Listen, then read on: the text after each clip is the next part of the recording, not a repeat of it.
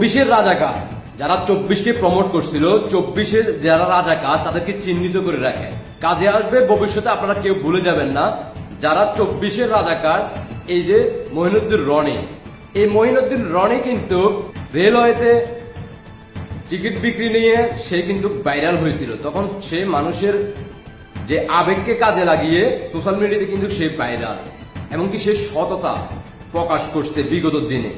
মাননীয় প্রধানমন্ত্রী শেখ হাসিনা ক্ষমতা থাকা অবস্থায় সে কিন্তু মানুষের জন্য কাজ করছে, মানুষের আবেগ ভালোবাসা অর্জন করছে। 24-এর কোটা আন্দোলনের সময় কিন্তু সে রাজাকার, এই পাকিস্তানি রাজাকার বংশ, জিন্নাতের বংশের এই সন্তানকে চিহ্নিত করে রাখে।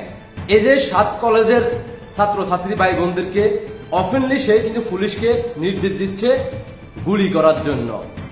আপনারা ইতিমধ্যে যারা দেখছেন তারা তো দেখছেন, যারা দেখেন নাই তারা তো অলরেডি এখন দেখে ফেলছেন। এই 24-এর রাজাকারের কিন্তু উত্তম মাধ্যম দিয়ে দিছে সেই সকল আমার ছাত্রছাত্রী, সাধারণ ছাত্রছাত্রী ভাই বোনেরা। স্ক্রিনে অলরেডি আপনারা ভিডিওটা দেখতেছেন। তাদের জন্য রইল অসংখ্য ভালোবাসা। আমার ওই সকল ছাত্রছাত্রী ভাই বোনদের জন্য রইল আমার পক্ষ থেকে হাজারো সালাম। কারণ আপনারা বুঝতে পারছেন এই মির্জাফররা, এই জিন্নাতের বংশের সন্তানরা, তারা চায় না বাংলাদেশ, তারা চায় পাকিস্তান। তাদের বুকে ভালোবাসা হচ্ছে পাকিস্তানের ভালোবাসা, তারা বাংলাদেশকে ভালোবাসে না। কিন্তু সেই জুলাই আগস্টের সময় ছাত্রদের পক্ষ নিয়ে 24-কে প্রমোট করে গেছে।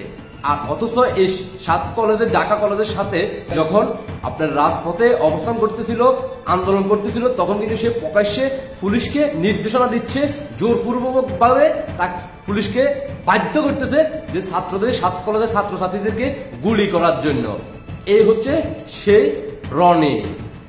আপনারা ইতিমধ্যে যারা দেখছেন তারা তো দেখছেন, আর দেশবাসীকে দেখার সুযোগ করে দিবেন সর্বোচ্চ শেয়ারের মাধ্যমে। আপনার ব্যক্তিগত মতামত অবশ্যই কমেন্টে জানাবেন। আর যারা এই 24-কে প্রমোট করছে বিগত দিনে আমাদের সোশ্যাল মিডিয়াতে কিছু কন্টেন্ট ক্রিয়েটররা, তারা কিন্তু আজ কিন্তু এখন চুপ, তারা এখন কথা বলতেছে না। ছাত্রদের উপরে, হুজুরদের উপরে কিভাবে পুলিশেরা নির্যাতন করতেছে, কিভাবে তাদেরকে ওপেনলি ভাবে, এখন তারা চুপ, এখন তারা কথা বলতেছে না। তারা 24-কে প্রমোট নিয়ে তারা খুব ব্যস্ত, তারা পাকিস্তানকে ভালোবাসে। যে সকল পাকিস্তানি জিন্নাতের বংশ যারা পাকিস্তানকে ধারণ করে, তাদের বাংলাদেশের জন্য বিন্দু পরিমাণও তাদের ভালোবাসা নাই। তাদের মুখোশের আড়ালে কিন্তু আছে পাকিস্তান জিন্দাবাদ।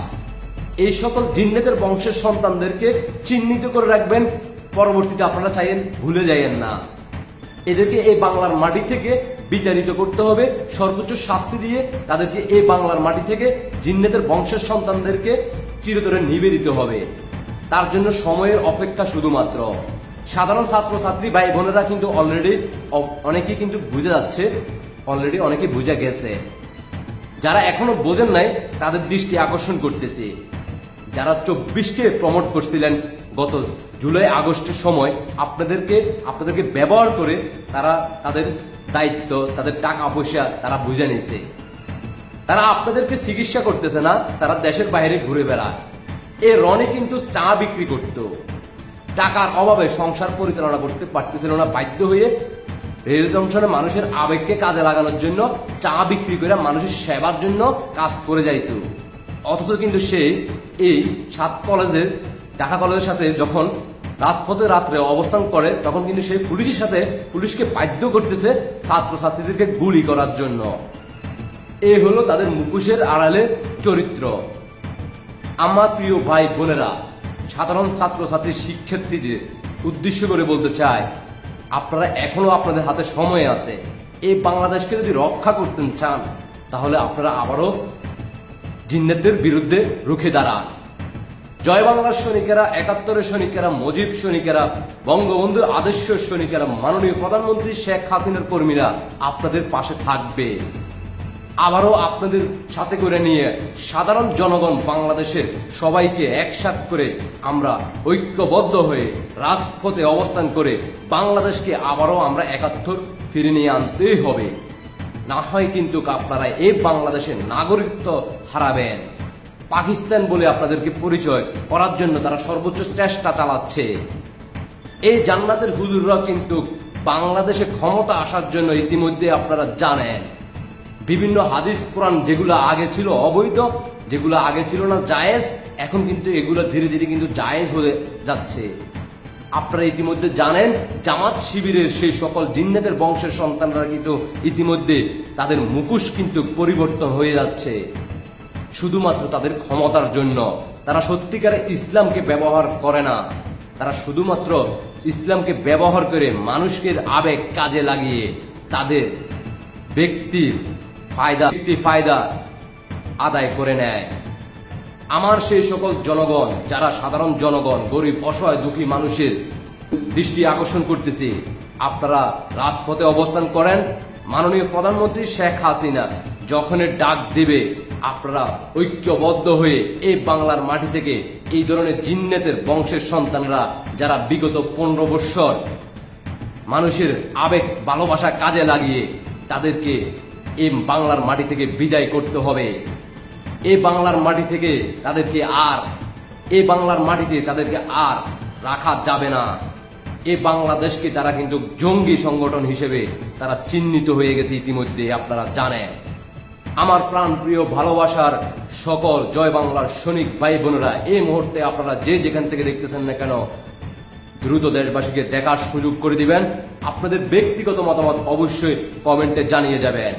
আর জিন্নাতের সেই সকল সদস্যরা তোমরা প্রস্তুত থাকো, শুধুমাত্র মাননীয় প্রধানমন্ত্রী শেখ হাসিনার নির্দেশের অপেক্ষায় জয় বাংলার সৈনিকেরা এখনো রাজপথে অবস্থান করতেছে না।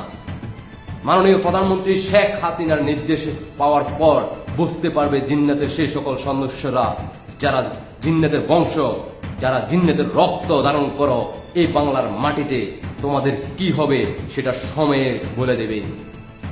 জয় বাংলার সৈনিকেরা সবাই প্রস্তুত থাকেন। মাননীয় প্রধানমন্ত্রী শেখ হাসিনা ডাক দেওয়ার সাথে সাথে যাতে আপনারা রাজপথে অবস্থান করতে পারেন ঢাকামুখী হওয়ার জন্য যার যার জায়গা থেকে সবাই প্রস্তুতি গ্রহণ করেন। সাধারণ শিক্ষার্থীর সাথে নিয়ে, সাধারণ জনগণকে সাথে নিয়ে আমার নেতাকর্মীরা সবাই সবার সাথে যোগাযোগ করেন। আর রাজপথে অবস্থান করার জন্য যার যা কিছু আছে তাই নিয়ে প্রস্তুত থাকেন। আমরা আবারও মাননীয় প্রধানমন্ত্রী শেখ হাসিনার নির্দেশে ৭১কে আবারও পুনরায় ফিরে নিয়ে আনবো ইনশাআল্লাহ। ৩০ লক্ষ শহীদের বিনিময়ে বাংলাদেশ স্বাধীন হয়। আর এইবার ২৫ সালে হবে প্রয়োজনে অর্ধ কোটি, প্রয়োজনে কয়েক কোটি শহীদ দিতে জয় বাংলার সৈনিকেরা, ৭১-এর সৈনিকেরা, মুজিব সৈনিকেরা, বঙ্গবন্ধুর আদর্শের সৈনিকেরা, মাননীয় প্রধানমন্ত্রী শেখ হাসিনার কর্মীরা সবাই প্রস্তুত। তাই সকল নেতা কর্মীদের উদ্দেশ্য করে বলতে চাই, আপনারা আপনাদের জায়গা থেকে প্রস্তুতি গ্রহণ করেন। মাননীয় প্রধানমন্ত্রী শেখ হাসিনা ইতিমধ্যে আপনারা জানেন যে কোনো মুহূর্তে মাননীয় প্রধানমন্ত্রী শেখ হাসিনা আমার নেতাকর্মী, আমার জয় বাংলার সৈনিকদের নির্দেশ দিবেন রাজপথে অবস্থান করার জন্য, ৭১কে আবারও পুনরাবৃত্তি করার জন্য। আর যেই সকল জিন্নাতের সেই প্রমোট করা, সেই ২৪কে প্রমোট করা, সেই কন্টেন্ট ক্রিয়েটর সেলিব্রিটিরা প্রস্তুত থাকো, তোমাদের সময় কিন্তু ঘনিয়ে আসতেছে। আশা করি সবাই বুঝতে পারছেন। সবাইকে অসংখ্য ধন্যবাদ। দেশবাসীকে দেখার সুযোগ করে দিবেন শেয়ারের মাধ্যমে সর্বোচ্চ। জয় বাংলার সৈনিকেরা, ৭১-এর সৈনিকেরা সকলেই আপনাদের মতামত জানান দেন কমেন্টের মাধ্যমে। সবাইকে অসংখ্য ধন্যবাদ। আল্লাহ হাফেজ। জয় বাংলা, জয় বঙ্গবন্ধু, জয় শেখ হাসিনা। বিজয় নিয়ে আমরা ঘরে ফিরব ইনশাআল্লাহ। বিজয় সুনিশ্চিত। শেখ হাসিনাতে আস্থা। আল্লাহ হাফেজ।